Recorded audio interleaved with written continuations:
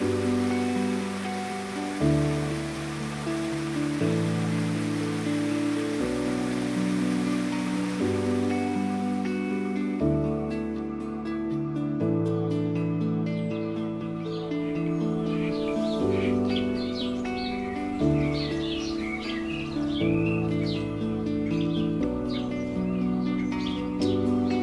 c'est ça que vous avez vu chez vous? C'est ça que vous avez vu? Ouais.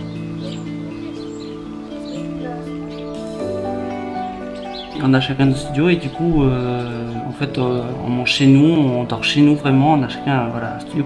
Et des fois, quand on a envie, on s'invite entre voisins et on profite de manger ensemble dehors dès qu'il fait beau.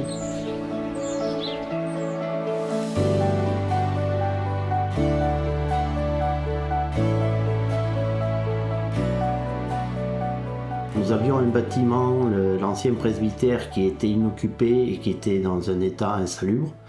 Donc l'idée était de savoir comment le restaurer et quoi y faire. Et donc j'ai rencontré la direction des Papillons Blancs qui me proposait de faire un logement inclusif dans le presbytère. Cette idée a été retenue par le conseil municipal. On a mis le projet en route et aujourd'hui le projet regroupe 6 logements pour personnes en situation de handicap. Depuis le 1er août 2023, les locaux sont occupés par des personnes des Papillons Blancs.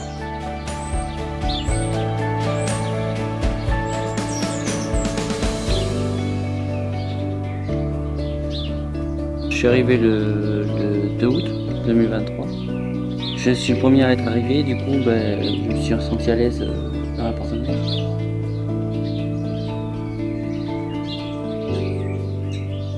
Nous nous retrouvons au presbytère de Camp-Segré dans un dispositif qui s'appelle l'habitat inclusif, qui est le deuxième projet d'habitat inclusif qui est mis en place par les Papillons Blancs. La mairie a débloqué avec différents services de l'État, département, région, un financement pour réhabiliter ce presbytère. Et dans cette réhabilitation, le projet d'habitat inclusif.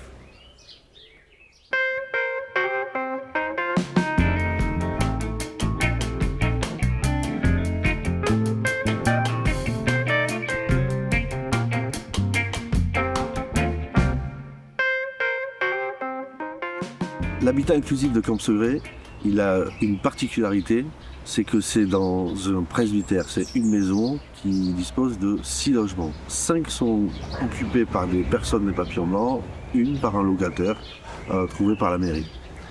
Pour nous, les Papillons Blancs, dans cette dynamique d'inclusion et d'accompagnement dans l'habitat, notre idée était de créer effectivement du lien entre les habitants du village et les habitants du presbytère. Éviter surtout de faire un foyer dans le village.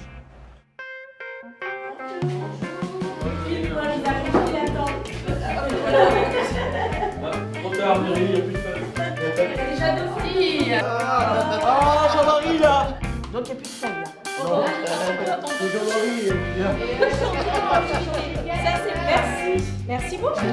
Donc voilà, je vous remercie énormément. Voilà. Merci à vous. Délicate attention. On vous a quand même appelé le 1er janvier, quoi. C'est pas grave.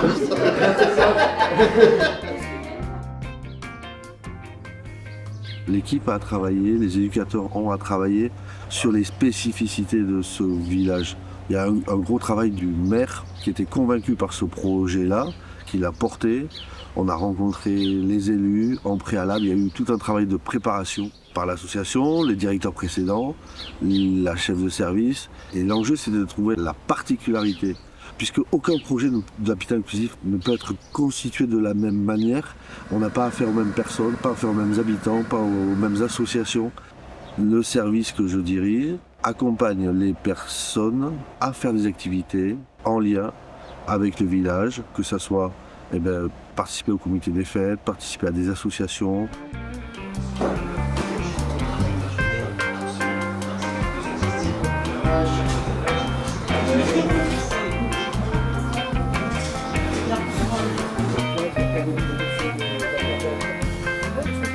Pour dessiner comme un robot, mais c'est bien. T'as pas des moustiques? Non. Vous n'avez pas de moustiques? Ouais, si, on peut. parce que vous êtes tout seul. Ouais, vous arrivez aussi à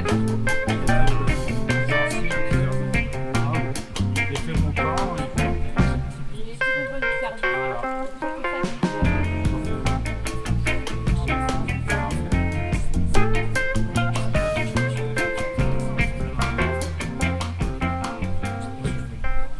Une nouvelle vie est revenue dans le logement du presbytère avec les nouveaux occupants, car aujourd'hui ils activent des manifestations et adhèrent à nos associations de la commune, ce qui permet d'avoir vraiment une vie dans le village avec eux. Et ils ont été très bien intégrés puisque beaucoup de monde répondent présents à leurs activités et eux viennent nous voir dans nos activités.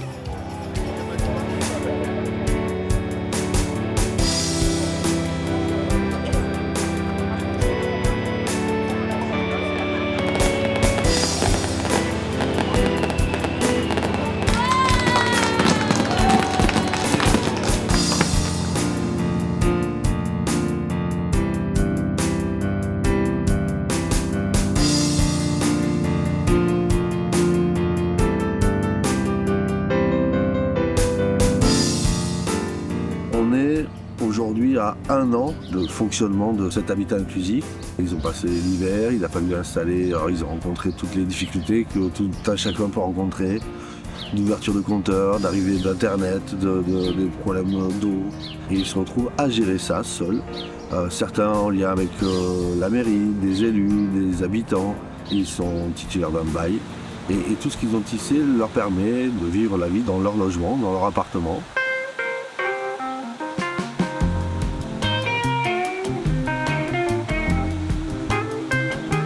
Géographie. Géographie. Ok. Moi, c'est Allez, Je vais à la radio. on est sur quelle couleur là? Géographie, c'est vrai. Et c'est ça. Alors, selon les récits bibliques, Tout le travail qui est fait permet aux personnes handicapées d'acquérir de l'autonomie, travailler l'accompagnement et le lien entre le village et les habitants du presbytère. Un des résidents est membre du comité des fêtes. Un autre travaille plutôt sur le jardin. Il y a une vraie synergie qui s'est construite. Et ça, c'est vraiment pour nous l'objectif de ce dispositif qui a pour enjeu, et c'est un peu particulier pour nos services parce qu'on n'est pas habitué à ça, d'avoir une fin. L'accompagnement du service ne va durer que 3 ans. Dans 2 ans, ces personnes-là seront dans leur logement et ne seront plus accompagnées par le service des papillons blancs. Et c'est aussi ça qui est intéressant, avec toutes les inquiétudes que ça peut générer pour les personnes elles-mêmes, pour leurs familles, pour les éducateurs qui les accompagnent. Et ça change tout à fait la perspective ou la façon dont on accompagne les personnes. un petit cabanon pour mettre les outils dedans. Ouais, mais enfin, les petits cabanons, ça. Un petit, mais bon, Pas mini non plus, Faut mieux une petite. Les gros coffres Oui, là, voilà, c'est ça. étanches, Ouais. c'est pas mal ça. C'est comme ça, on peut tout mettre une fois que l'été est fini, hop, on plie tout comme il faut, puis ça reste au sec, ça reste à l'abri. Oui, oui. Après là, je vous explique le fonctionnement de l'arbre et c'est vachement plus supportable que si on est vraiment... Mais il y a de tout. Après, on a...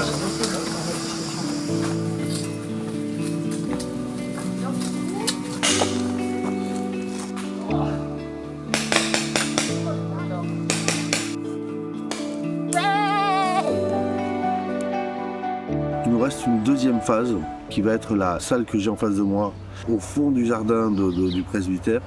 Ce bâtiment qui est en train d'être réhabilité va devenir une salle commune pour les associations. Au tout début du projet, on avait imaginé que ce soit une salle commune pour les habitants du presbytère. Et en regardant le fonctionnement de ce village, on trouvait que ça ne correspondait pas au projet. Ça n'aurait pas eu de sens de faire quelque chose qui soit spécifiquement pour les habitants du presbytère. Et donc pour travailler le lien entre le village et les habitants du presbytère, on a convenu avec la collectivité, avec le maire et les élus, de faire de cette salle une salle pour les associations. Et ça devient plus intéressant. Et c'est l'enjeu et tout l'intérêt de ces projets d'habitat inclusif qui sont des projets qui doivent être limités dans le temps notre accompagnement doit s'arrêter. Ça change tous les objectifs, tous les paramètres. Il faut que ça perdure au-delà de l'accompagnement des papillons noirs.